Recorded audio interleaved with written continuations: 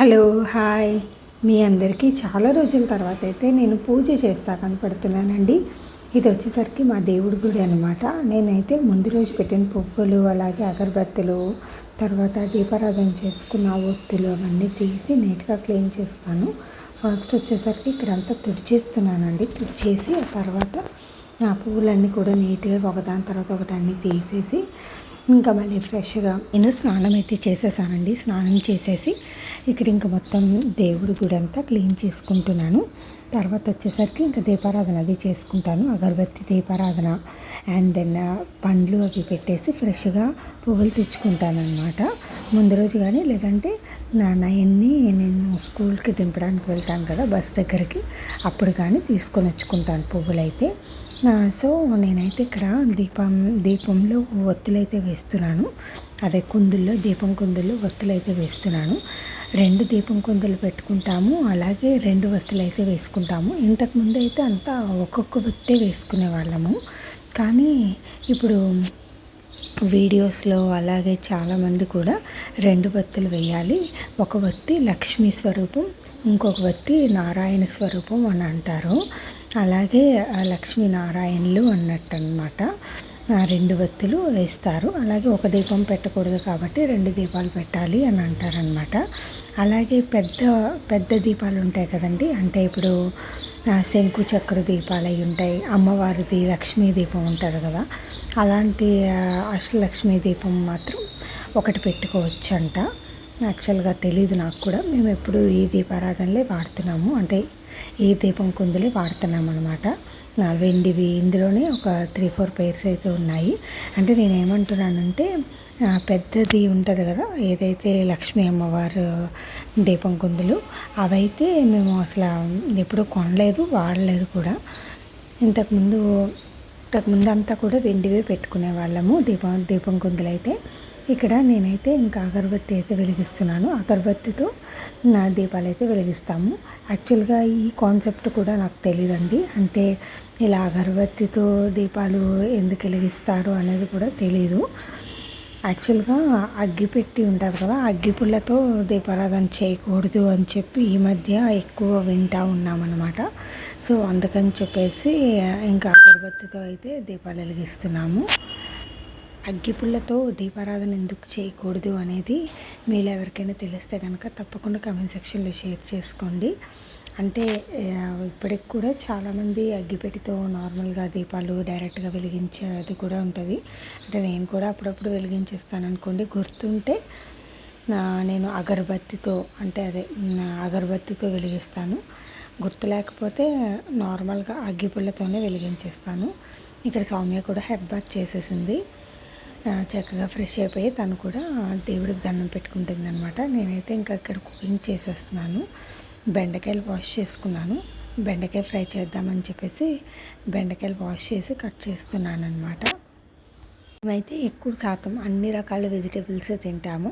అలాగే ఒక్క వెజిటేబుల్తో ఒక 4-5 వెరైటీస్ అయితే చేస్తాము. ఇప్పుడు బెండకాయలే ఉన్నాయి. ఫర్ సపోజ్ బెండకాయ ఫ్రై చేస్తాం, బెండకాయ పులుసు చేస్తాం, బెండకాయ గ్రేవీ కర్రీ చేస్తాము, బెండకాయ పచ్చడి చేసుకుంటాము, అలాగే బెండకాయ డీప్ ఫ్రై అది చేసుకుంటాం. కానీ మేమైతే తినము, అంటే మేమంత ప్రిఫరబుల్ కాదనమాట బెండకాయ డీప్ ఫ్రైస్ అవిను. అవి కూడా బాగుంటాయి. స్టఫ్డ్ బెండకాయతో మళ్ళీ మజ్జిగ చారు పెట్టుకుంటాము, అది కూడా బాగుంటుంది. యాక్చువల్గా ఇప్పుడైతే నేను బెండకాయలు బాగా వాష్ చేసి తీసుకొచ్చుకున్నానండి. కొంచెం సాల్ట్ వేసి వాష్ చేస్తాను. నేనైతే సాల్ట్ వేసి బాగా ట్యాప్ కింద ఒక 3-4 సార్లు కడిగేసుకొని ఆ తర్వాత తెచ్చి నేనైతే కట్ చేసుకుంటున్నాను. ముందు చాపింగ్ బోర్డ్ మీద పెట్టి కట్ చేశాను, కానీ అసలు నాకు చాలా టైం పట్టేస్తుంది. సో అందుకని చెప్పి చేతులు పట్టుకొని టప్ కట్ చేసేసాను అనమాట. అండ్ దెన్ ఇక్కడ వచ్చేసరికి నేనైతే గోధుమ పిండి జొన్న పిండి ఉంటుంది కదా, జొన్న రొట్టెలు చేస్తాము. ఆ జొన్న పిండి కలిపి దోశలు అయితే వేస్తున్నాను అనమాట. కొంచెం పెరుగు కూడా కలిపాను. ఉప్పు, కారం, జీలకర్ర, అల్లం తురిమేసి ఆ పేస్ట్ కూడా వేసానండి. ఇదిగోండి ఇలా వస్తాయన్నమాట దోశలు అయితే. బాగుంటాయండి, టేస్ట్ కూడా బాగుంటుంది. ఆ వైట్గా కనిపిస్తుంది కదా, అది వచ్చేసరికి పెరుగు వేసాను చెప్పాను కదా. బ్రేక్ఫాస్ట్ అది చేసేసి వంట కూడా చేసేసి ఇప్పుడైతే మేము డ్రైవింగ్ క్లాస్కి వెళ్తున్నాం అనమాట. డ్రైవింగ్ క్లాస్కి వెళ్ళాము. అండ్ దెన్ సౌమ్య అయితే చాలా బాగా తీస్తుందండి. సెకండ్ డేనే ఫుల్గా వచ్చేసింది అనమాట తనకైతే. ఆ మధ్యలో అది కూడా వేస్తుంది, 8 వేస్తుంది, కొంచెం అక్కడక్కడ తడబడుతుంది కానీ మ్యాక్సిమం అయితే వచ్చేసింది. కానీ మేము మాత్రం కొంచెం తడబడుతున్నాం అనమాట. ముందు రోజు బాగా వర్షం పడింది, సో అందుకని చెప్పేసి వాటర్ ఉన్నాయన్నమాట అక్కడ. మా ఫ్రెండ్ వెనకాతల ముందునేమో స్వెటర్ వేసుకుంది కదా, జాకెట్, తనే కోచింగ్ టీచర్ అనమాట, స్కూటీ నేర్పేదానికి. మేమైతే బీరంగూడ కమాండ్ దగ్గరికి వెళ్తున్నాము. యాక్చువల్గా బీరంగూడలో ఇంకొక పెద్ద గ్రౌండ్ కూడా ఉంది, కానీ అక్కడ అది పబ్లిక్ గ్రౌండ్ అండి. ఇది వచ్చేసరికి ఇన్స్టిట్యూట్ వాళ్ళ గ్రౌండ్ అనమాట. నేనైతే కొంచెం భయపడుతున్నాను ఎక్కడ కింద పడిపోతానా అని చెప్పి. సో మా ఫ్రెండ్ రూప కూడా పర్వాలేదన్నమాట, బాగానే తీసేస్తుంది. నేనే కొంచెం తడబడుతున్నాను. అండ్ దెన్ ఇంకొక 2-3 డేస్లో అయితే నేర్చేసుకుంటాము నాకు తెలిసి. ఎందుకంటే ఆల్రెడీ 4 క్లాసెస్ అయితే అయినాయి. ఇది 4th డే క్లాస్ అనమాట. నేను ఇప్పుడు మీ అందరికీ చూపిస్తున్నా కదా, ఇక్కడ నా డ్రైవింగ్ చూస్తే ఇది 4th డే క్లాస్ అనమాట. రైట్ లెగ్ పైన పెట్టుకొని లెఫ్ట్ లెగ్తో ఇలా వెళ్తున్నాము. బైక్ డ్రైవింగ్ అయితే ఇంతవరకు వచ్చిందండి. నెక్స్ట్ వీడియోలో మళ్ళీ నెక్స్ట్ అప్డేట్ అయితే ఇస్తాను తప్పకుండా. అండ్ దెన్ కార్తీక మాసం కాబట్టి మా అపార్ట్మెంట్లో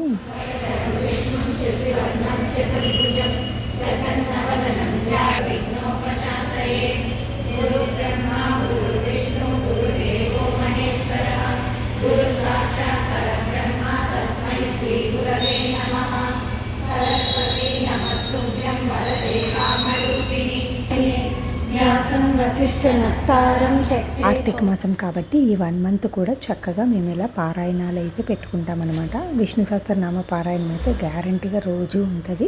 అందులోనే చాలా ఇంక్లూడ్ చేస్తారు. అమ్మవారివి, తర్వాత శివాష్టోత్తరం, అండ్ దెన్ చాలా ఉంటాయనుకోండి. ఏ రోజు ఏం చదవాలి అనిపిస్తే అవి చదువుతాం అనమాట. అండ్ దెన్ ఇక్కడ కూర్చుంటున్నాను, నేను కూడా చదువుతున్నాను అనమాట. అండ్ దెన్ ఇంకా ఈవినింగ్ ఇంటికి వచ్చిన తర్వాత మా నాయన అయితే ఇక్కడ, నేను ఇంటికి వచ్చేసరికి మా నాయన ఏదో తింటున్నాడు అనమాట. అండ్ దెన్ నేను ఇంకా డిన్నర్ కూడా ప్రిపేర్ చేసేసాను. ఇంకా డిన్నర్ చేసేసేయాలి. అలాగే ఇంకా ఫ్రెష్ అయిపోయాను. ఫ్రెష్ అయిపోయి నైటీ వేసేసుకున్నాను. మా నాయనకి ఇక్కడేదో నేను క్లాస్ పిక్తున్నానండి. నాకు అసలు గుర్తు కూడా లేదు దేని గురించి మాట్లాడుతున్నాను. వాయిస్ కూడా పోయిందనమాట. అండ్ దెన్ ఇక్కడ వచ్చేసరికి నా బ్లాక్ బీట్స్ చూపిస్తాను, చూసేసండి. చాలా రోజులైంది కదా. నేను సెపరేట్గా బ్లాక్ బీట్స్ కలెక్షన్ అని చేద్దామనుకుంటున్నాను. మీరేమంటారు? నా దగ్గర అంత గొప్పగా ఏమీ ఉండవు, ఏవో ఉన్న ఒక 5-6 బ్లాక్ బీట్స్ కలెక్షన్ అయితే చేద్దామనుకుంటున్నాను. ఒక 5-6 పేర్స్ ఆఫ్ బ్లాక్ బీట్స్ అయితే ఉన్నాయన్నమాట. సో మీ అందరితో షేర్ చేసుకుందాం అనుకుంటున్నాను. డిన్నర్ అది అయిపోయిన తర్వాత యాజ్ యూజువల్ ఇంకా కిచెన్ అది క్లీన్ చేసేసుకుంటామండి. గిన్నెలేమో నేనైతే నైటే క్లీన్ చేసేసుకుంటానండి. ఇక్కడ నా ఫేస్ ఏం చూస్తున్నానంటే, యాక్చువల్గా మేము డ్రైవింగ్ క్లాస్కి వెళ్తున్నాం కదా, సో అందుకని చెప్పేసి ఎండలో నిలబడుతున్నాం అనమాట. అక్కడ కూర్చోడానికి లేదు, అలాగే షట్టర్ కూడా ఏం లేదనమాట. షెల్టర్ ఏమన్నా ఉంటే అంటే కొంచెం నీడ లాంటిది ఏమన్నా ఉంటే కనుక కూర్చునే పని, కానీ కూర్చోడానికి లేదు. నిలబడడం కూడా ఎండలోనే నిలబడాల్సి వస్తుంది అనమాట చాలాసేపు. సో అందుకని చెప్పేసి నల్లగా అయిపోయాను నేనైతే. అదే అక్కడ చూసుకుంటున్నాను.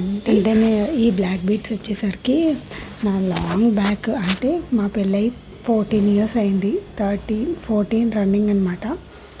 సో అప్పుడు మా హస్బెండ్ ఫస్ట్ శ్రావణ మాసంకి అయితే ఈ నల్లపూసలు కొని తెచ్చారనమాట. 2012లో మార్చిలో పెళ్ళయింది. ఆ వెంటనే తీసుకొచ్చారనమాట.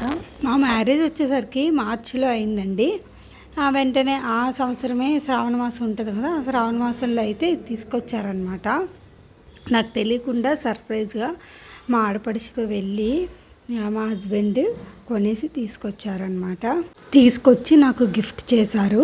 నేను చాలా హ్యాపీగా ఫీల్ అయ్యానండి. That's all for this vlog. Bye.